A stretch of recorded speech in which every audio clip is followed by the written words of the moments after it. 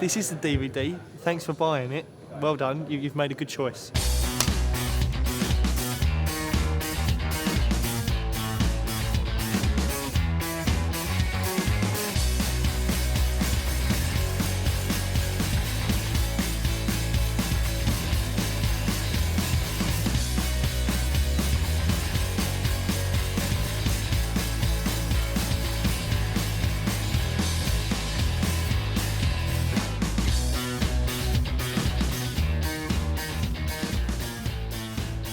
Show about four 17-year-old lads who have just started sixth form college, and it's about the scrapes they get into.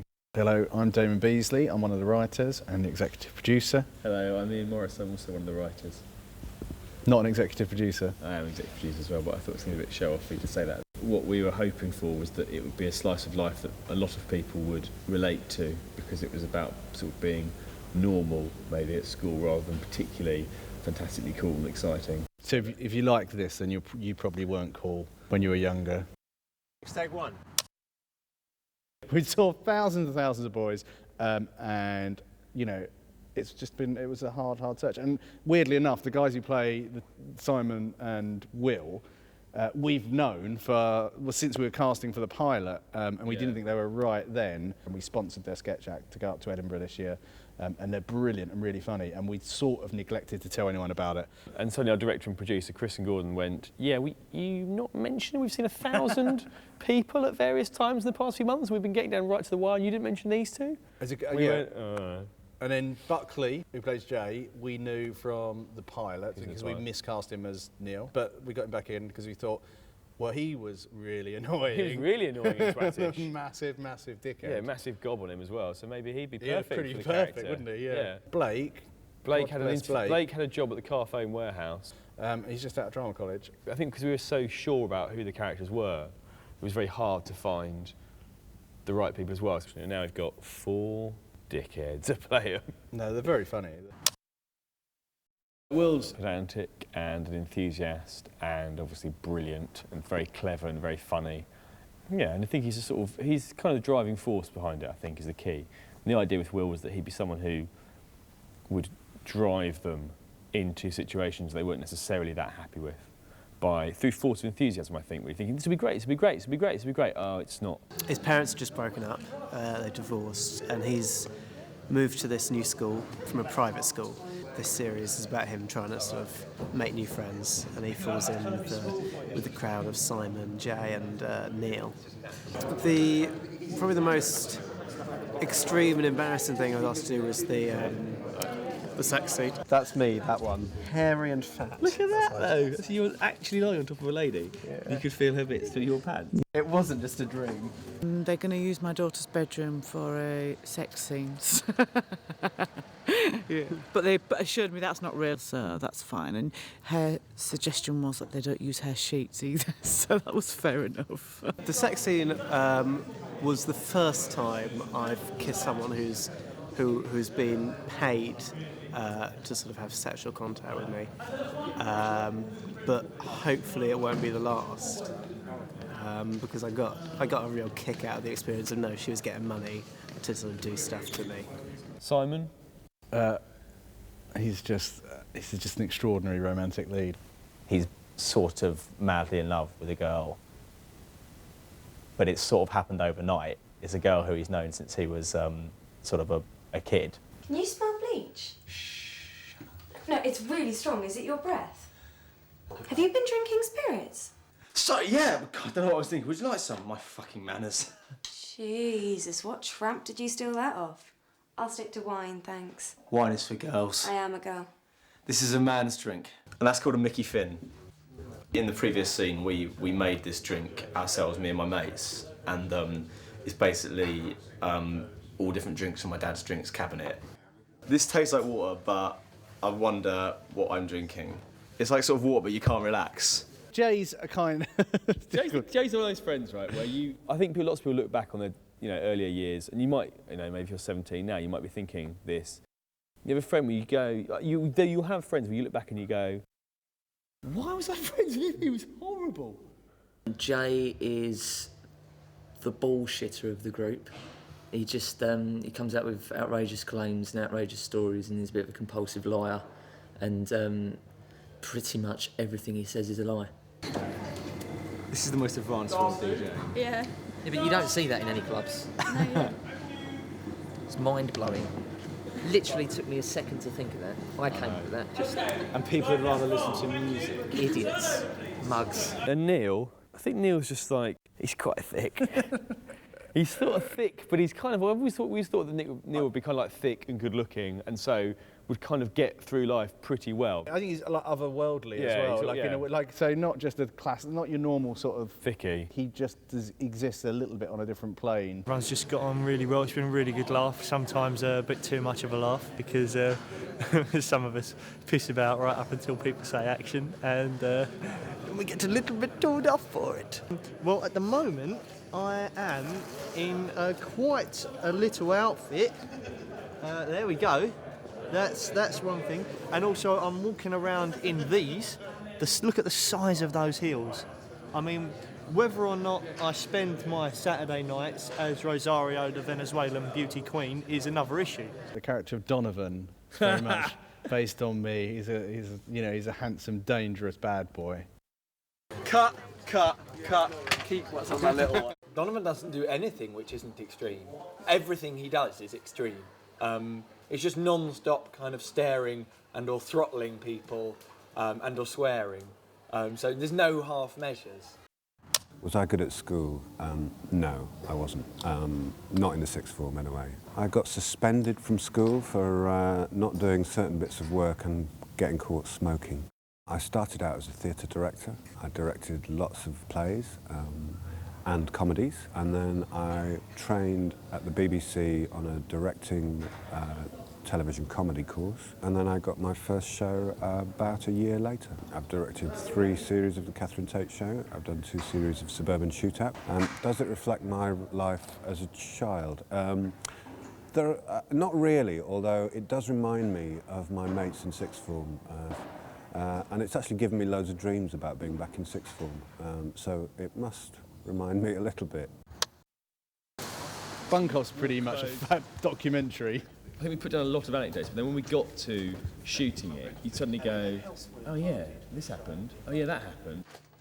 But you did sort of wear clothes and pretend to be older than you were. Yes, I did. I wore my stepdad.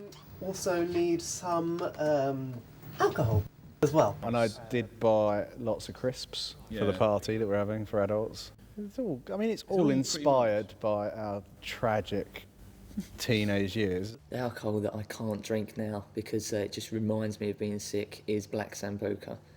Reefs, they're like sort of Alka Pops. And I had quite a lot of them. They're sort of what very like babyish drinkers drink. They basically taste a bit like orange squash. K-cider, because it just reminds me of waking up in Charing Cross with a saline drip in my arm. Completely true. But don't put that on the DVD. No, well, you can. Just you have to pixel out my face. We're standing next to a crane here because we're going to do this scene in the park. Quite a nice big moment where the frisbee is being thrown and hits someone by mistake. So we're going to have a very nice big wide establishing shot, which we'll do from the crane, and then we'll have a shot where the camera just lifts right up into the air. It's a Sunday in the park, on a beautiful sunny day in a suburban park. Everyone's out, and they are playing frisbee because Will's decided that it's the best way to meet girls. And then they throw a frisbee, and it unfortunately, it's happened to a friend of mine, hits a disabled woman called Checker, who's very nice, in the face. And at which point the local hard nut, Mark Donovan, sees him and they get chased out of the park. I've got a receipt! I've got a receipt! 580, take one. I threw the frisbee, which is a prop that we're supposed to use in the show, into a tree. Would you say that the frisbee is an essential part of the scene? Yes, I'd say it's crucial. Yeah, it's crucial. Does it kind of control the flow of the dialogue and sort of results in the main joke of the scene? Yes. Yeah, I agree okay. with that. We've actually stored that up there for the time being. Let's leave that there for now. Okay. bird put that in the tree. We put that in the Should tree. we just do the scene up in the tree? Should we all get up there? I mean, an if you're option. saying, would that be better than doing the scene as we intended, then... The answer's got to be no. We're having a moment with a frisbee. One of our leading artists threw the hero frisbee up into a tree, so we've been panicking to try and get a replacement aerobie, because like idiots we didn't bring more, we only bought one. And secondly, the rubber one, which hits a disabled girl, isn't as soft as we all thought it was going to be. Close your eyes. There's no way you can throw that at that girl. So we're now coming up with alternative ways to make a soft frisbee. We've got 3 or 4 variations on how to do it, and I don't think we've held anybody up too long, which is a relief. All right, like I mean it. Bit of cardboard. Obviously the difficult bit to shoot was finding someone who didn't mind having a frisbee thrown in their face. Where's it supposed to hit? Is it here? On your face, yeah. Yeah, or, so or your head. Yeah. So I think first of all you're shocked. Yeah. And then I think after that you're very upset. Mhm. We also had to make sure that the frisbee really wasn't going to hurt her. So we had lots of goes of Dougie, our props man, standing on top of a ladder, throwing a foam frisbee at our disabled girl. Sometimes it hit and sometimes it didn't. Action. Okay. Oh, the vomit machine.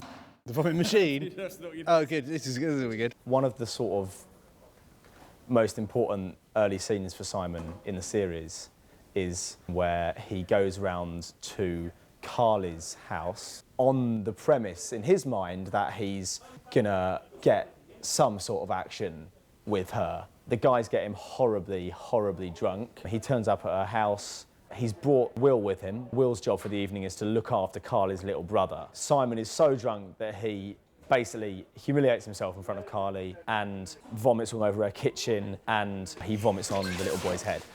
I was attached to a sort of reverse vacuum cleaner device, basically a projectile vomiting machine, which spouted vegetable soup up a tube that was concealed in my leg, came out through my collar and then came out next to my mouth. Quite specific problems with the vomit machine. On the pilot, so we went down to get to the special effects expert who does sick, who we were told does all the sick in television. And we said, what we want to do is have this sequence where one of the kids is sick, so they need to be a bit sick in their mouth coming out, and then we need to spray and it hits a child and goes all over the child. It covers the child. That's exactly what I'm looking for. They went, fine, I can do that. That's what I do. That's my business. Did that, showed us a demonstration of it. It was perfect. Brought it down on the day, just about to start filming it, and we go, right, okay, so the child's going to stand here and he'll be sick, and the guy who runs it goes, what do you mean child? And we go, well, it's in the script, we're going to be sick on a child. And he's going, oh, you can't put this stuff on anyone. What do you mean you can't put it on his mouth? Can't cover He's going, we've got to put it in his mouth. He's going, oh, no way, that's not happening. In the end, we got a really successful way of doing it, but it took us some trial and error.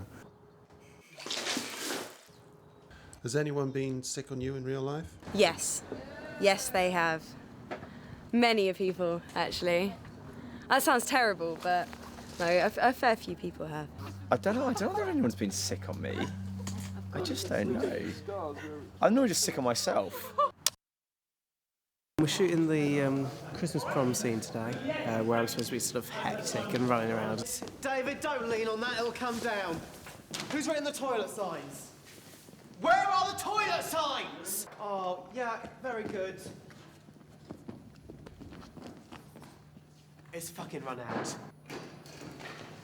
Oh, for fuck's sake! The party sequence was a fantastic art direction job by Richard Drew, where we dressed the school gym as a very successful school prom, which was organised by the character Will. It looked stunning, actually. It's a scene where Joe's character Simon stops the music and declares his love for Carly, but he gets distracted from that by the sight of Neil trying to snog one of the teachers. My name is Greg Davis and I am Mr. Gilbert. He's the head of sixth form that is in charge of these naughty teenagers, and he's a really horrible, ruthless disciplinarian. Now, I used to be a teacher, so I'm venting my spleen. It's a few hours before anyone's turned up. I'm getting ready to do my DJ spot. There's a couple of little gems in here. Where the girls? Rainy Men. Fame. Tina Turner. Vanilla Ice. Ice baby. What can I say? They're genuinely my records that I play at parties. And that's Jay's record collection. Hi, I'm Rupert. I'm doing some Steadicam today. The rig, monitor, batteries. It works basically by isolating the camera from my body via this arm, which contains several springs. So every time I move, it keeps the camera movement is damped out by this arm. I think it's the opening scene that they show where he arrives at school for the first time. Right, there's this really geeky boy, and then he's got this briefcase, and he's just like walks up, and then this ball really hits him, and then he catches it, and he throws it, and he's like such a rubbish footballer, and then he just walks on, and then the camera's filming, and it's like. We don't have sixth formers at our school, so we're like thinking how they'd act and stuff, like immature or anything. And it was really funny, that boy with the briefcase, that geeky kid. He was like really weird how he walked and everything. They're really tall, and I'm like looking up at them. It's a little bit exciting. Just getting ready to play five-a-side football with the production team against the cast. They're warming up in the background. Five-a-side game, cast v crew after. Our combined age, our 5 players, is 188. That's good. And yet this lot still think they'll be able to do it.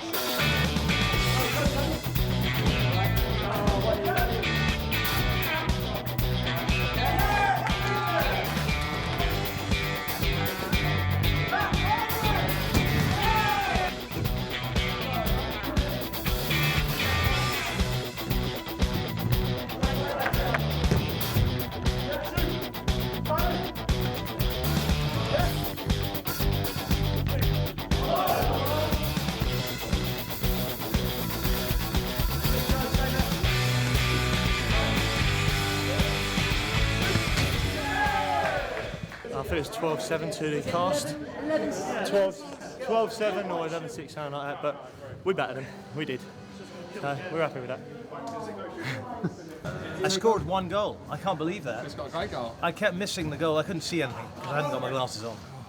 But I could tell that there were whites, so I had some notion of the team.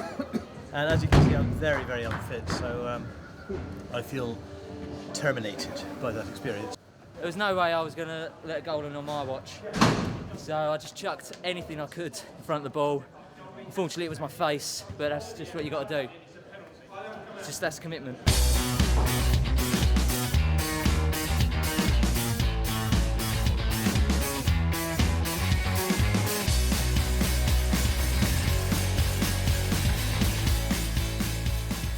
It's cool because like you're on TV. What?